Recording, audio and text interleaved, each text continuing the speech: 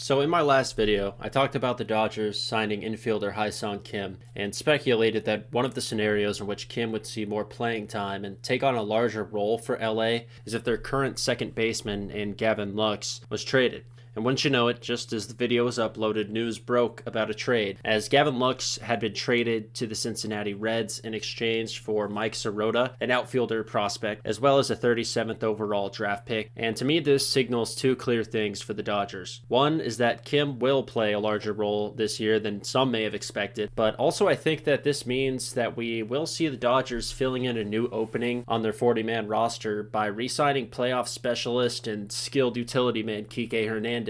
Or at least I would venture to guess that that's what Dodger fans are hoping for. Now, apart from being a fan favorite in LA, Kike Hernandez is an average player in the regular season, but he has 2 championships in LA and his playoff numbers are outstanding. He is a player who comes up big in clutch October moments and knows when to turn on the gas. In 86 postseason games, Kike has hit for .278 batting average with 15 homers and 35 RBIs. And in LA's 2024 championship run, he hit .408 with 4 doubles and 5 homers. And his career OPS on the road is the 4th best in playoff history, with a minimum of 75 games played, that is, putting him down below only Lou Gehrig, Babe Ruth, and Carlos Beltran. This coming from a player who has hit a regular season batting average of only .238 in his whole career, and only hit the 20 homer threshold twice, just barely in both years. It is no wonder that he has developed a reputation as an October hero in LA. And while his numbers are pretty average in the regular season, his ability to play pretty much any position they need him to, with a skilled glove and arm at that, makes him a valuable asset for a team with championship hopes every year, already loaded up with everyday talent.